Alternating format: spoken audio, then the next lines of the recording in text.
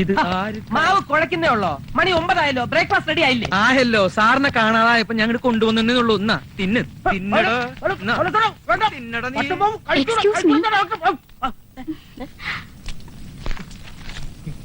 അയ്യോ, ഇതെന്താ പച്ചമാവ് കഴിക്കുന്നേ? ആ, ഞങ്ങൾ ഇവന് ദിവസവും കൊടുക്കാറുള്ളത് പച്ചമാവ. ഈ മാവ് കഴിച്ചിട്ട് ഞാൻ കുറച്ച് തിളച്ച വെളിച്ചെണ്ണയും കൂടെ കുടിക്കും. അപ്പൊ അത് വയറ്റി കിടന്ന് പൂരി ആയിക്കോളും. അല്ല, നമ്മളാരാ മനസ്സിലായില്ലല്ലോ. ഞാൻ തിലോത്തമ്മ. ദേവർമ്മയുടെ എസ്റ്റേറ്റ് വാങ്ങിയത് ഞങ്ങളാ. ഞാൻ എല്ലാവരും ഒന്ന് പരിചയപ്പെടാൻ വന്നതാ. അത്രേ ഉള്ളൂ. ഞാൻ പൗലോസ്. ഇത് ഞങ്ങളുടെ ശത്രു. ശത്രുഘ്നൻ. ദാ നിൽക്കുന്ന ആളാണ് ജീവൻ. അപ്പോ ജീവന്റെ ഫാമിലി? അറിയേണ്ട കാര്യങ്ങൾ മാത്രം അറിഞ്ഞാൽ മതി. സെൻസസ് എടുക്കാൻ വന്നൊന്നുമല്ലോ. ജീവൻ വില പറഞ്ഞ എസ്റ്റേറ്റ് ഞങ്ങൾ വാങ്ങിയതിൽ ദേഷ്യം ഉണ്ടാവുമെന്ന് എനിക്കറിയാം. ദേവർമ്മ എസ്റ്റേറ്റ് വിൽക്കുന്നെന്ന് പറഞ്ഞു. വിലയും മറ്റു കാര്യങ്ങളും ഒത്തു വന്നപ്പോ ഞങ്ങളത് വാങ്ങി. ഞങ്ങളുടെ ദേഷ്യമൊന്നും തോന്നരുത്. ഒറ്റയ്ക്കാണ്. എന്തിനാ ഈ തണുപ്പത്ത് പുറത്തിറങ്ങിയത്? നീ എങ്ങോട്ടാ? മതിലാരെയും നോക്കാൻ വന്നാടി. ആരാ മനസ്സിലായില്ലോ? ഞാൻ കർത്താവ്. എന്റെ ഈശോയെ, അങ്ങ് ഉയർത്തെഴുന്നേറ്റ് പോയിട്ട് ഇപ്പഴേ വരണേ. എവിടെ കുരിശ്? ആ കർത്താവല്ലടോ, ഞാൻ ഇവളുടെ ഭർത്താവ്. പേര് ചേകന്നൂർ നീലകണ്ഠൻ കർത്താവ്. കണ്ടാൽ അവരുടെ അപ്പൂപ്പൻ, സോറി മുത്തച്ഛനാണെന്ന് തോന്നുന്നു. മുത്തശ്ശന്റെ അപ്പനാടാ. ആണുങ്ങളുടെ മണം അടിച്ചപ്പോഴേക്കും നീ വേലിയാടി ഇല്ലടി മൂദേവി. നാട്ടിലുള്ള പൂവാലന്മാരുടെ മുഴുവൻ ശല്യം സഹിക്ക വയ്യാതെ ഉള്ളതൊക്കെ വിറ്റുപറക്കി തണുപ്പത്ത് വന്നപ്പോ ആരാടാ ഈ ജീവൻ? ഞാനാ.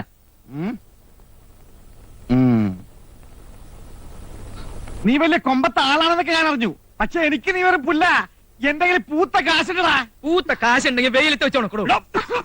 അയ്യോ, എന്താ പറ്റി? ആസ്മയാ. സമാധാനമായി. ഞങ്ങൾ ഇറങ്ങട്ടെ, പിന്നെ വരാം. വരൂ. വരണതിന് വിരോധമില്ല. പക്ഷെ ഒറ്റയ്ക്ക് വന്നാൽ മതി. കൂടെ ഈ ഉപ്പുചാക്ക് വേണ്ട. വരൂ നീ. ജീവ, എസ്റ്റേറ്റ് നമുക്ക് തന്നെ കിട്ടും. എങ്ങനെ?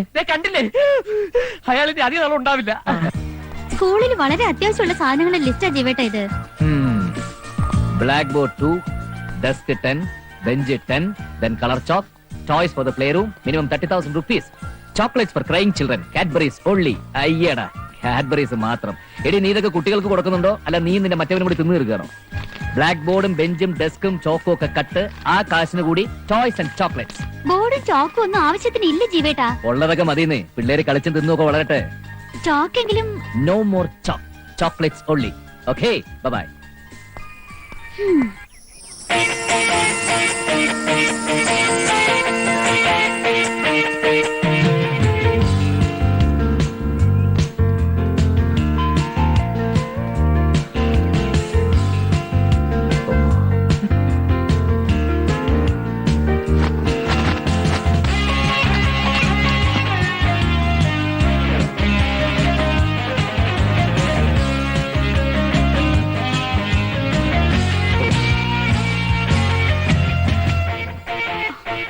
Hi Jeevan, good morning.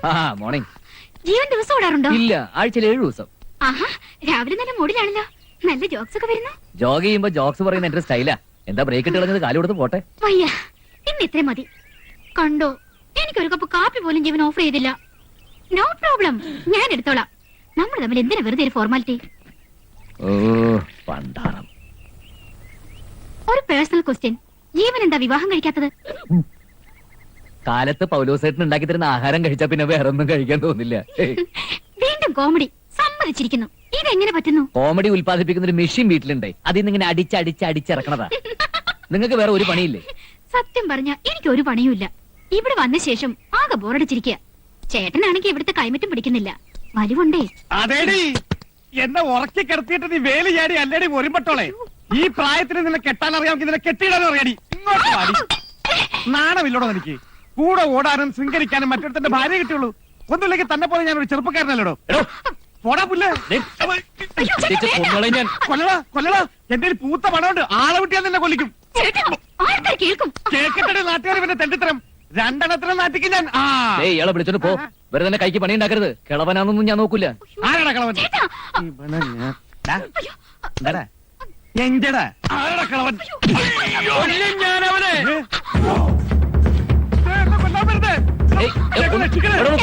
അവനെ കൊല്ലാൻ വേണ്ടിട്ടല്ലേ ആർക്കും ഞാൻ അവനെ. അവൻ എന്താ കരുതിയത്?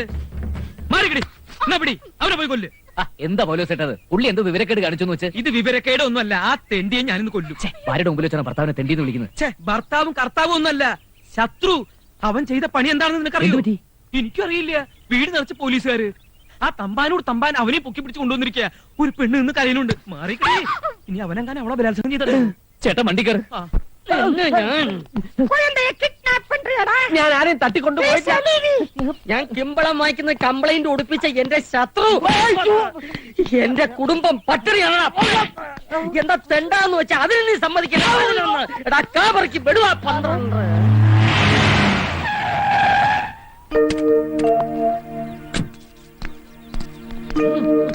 എന്താ തമ്പാനെ, എന്താ പ്രശ്നം? പ്രശ്നം ഗുരുതരമാണ്. ജാമ്യം കിട്ടാത്ത കേസാണ് കുട്ടിയെ തട്ടിക്കൊണ്ടുപോകൽ. സാറ് പറഞ്ഞത് ശരിയാണോടാ? ഇവരുടെ കുട്ടിയെ കിഡ്നാപ്പ് ചെയ്തു എന്നുള്ള സത്യമാണ്. മതി, ഇപ്പൊ ഒരു ഡസനായി. ഞാൻ 11 പോട്ടാച്ച്. പക്ഷെ കിഡ്നാപ്പ് ചെയ്തത് ഞാനല്ല. ഞാൻ ഇന്നലെ ഇവിടെ ഇല്ലായിരുന്നല്ലോ. ഈ പൗലോസ് ഏട്ടൻ. എടാ ഞാനോ തോന്നിവാസം കാണിച്ചിട്ട് നുണ പറയാ? കത്തിങ്ങിയാടോ? സത്യം പറയടാ, എന്താണ് ഉണ്ടായത്? ജീവ- നിങ്ങൾ ഇങ്ങനെ നോക്കി നിൽക്കാതെ ഇവന്മാരോട് നമ്മുടെ കുഞ്ഞോടെ ചോദിക്കേ. ദേ എന്റെ കുഞ്ഞിന് എന്തെങ്കിലും സംഭവിച്ചോണ്ടല്ലോ എല്ലാത്തിനെയും കുത്തി കീറിക്കളഞ്ഞാൻ. പ്ലീസ് നിങ്ങളൊന്ന് സമാധാനിക്ക്. ഞാൻ ജീവൻ, ഇന്നലെ വൈകുന്നേരം കൃത്യം 6:39 നിങ്ങളുടെ വണ്ടിയിൽ കുട്ടിയെ കണ്ടവരുണ്ട്. അതിനുശേഷം കുട്ടിയെ കാണാനില്ല. കൃത്യം 7:39 ഇയാൾ ആ വണ്ടി സിറ്റിയിൽ കൂടി അമിത വേഗത്തിൽ ഓടിച്ചുകൊണ്ട് പോകുന്നതും കണ്ടവരുണ്ട്. അയ്യോ, അത് ചായപ്പൊടിയിൽ ഓടിക്കാൻ പോയതാ. കൃത്യം 8:39 എനിക്ക് പരാതി കിട്ടിയത്. അതൊക്കെ പിറകെ എന്നെ നടന്നത്.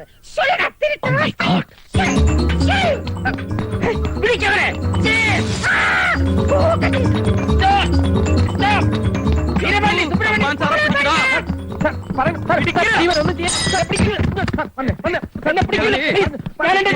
ബഹളം വെക്കണേ. വലിക്കടാ, വലിക്കടാ.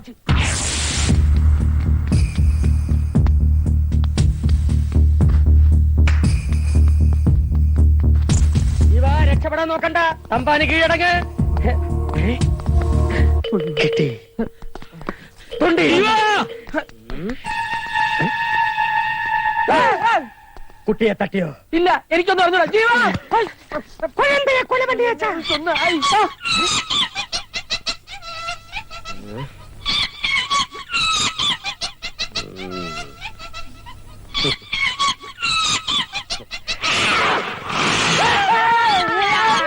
എന്താ?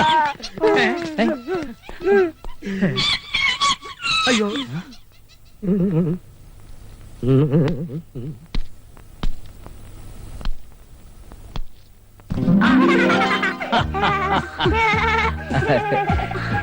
എടാ കള്ളാ. വാ.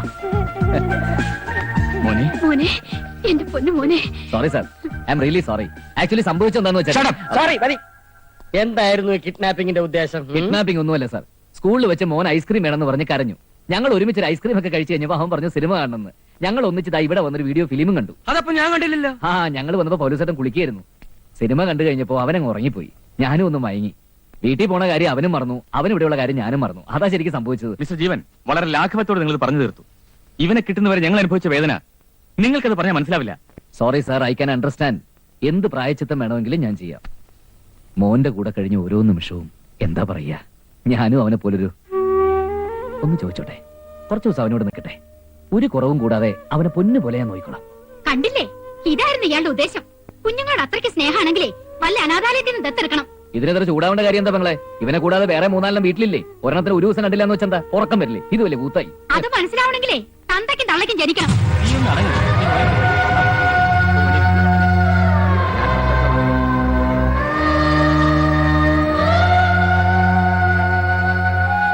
മിസ്റ്റർ ജീവൻ, 3 അല്ല 300 എണ്ണം ഉണ്ടെങ്കിലും അച്ഛനമ്മമാർക്ക് മക്കളെല്ലാം വിലപ്പെട്ടതാ. തനിക്കൊരു കുഞ്ഞുണ്ടാകുമ്പോഴേ മനസ്സിലാവൂ, പണം കൊണ്ട് മാതൃത്വത്തിന് മാത്രം വില പറയാൻ പറ്റില്ല. എനിക്കറിയാൻ മേലാഞ്ഞിട്ട് ചോദിക്കുക, വട്ടാണോ? കാലയിലെ ഒരു കേസ് കിടച്ച് ചിന്തമാരിയായി പോച്ചേ. എന്ത് വിവരക്കേടാ നീ അവരോട് പറഞ്ഞത്?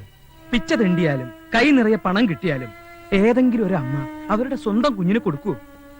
ഇത് രണ്ടും അല്ലെങ്കിൽ പിന്നെന്തിനാ എന്നെ പ്രസവിച്ച സ്ത്രീ എന്നെ തെരുവിലേക്ക് വലിച്ചെറിഞ്ഞത്?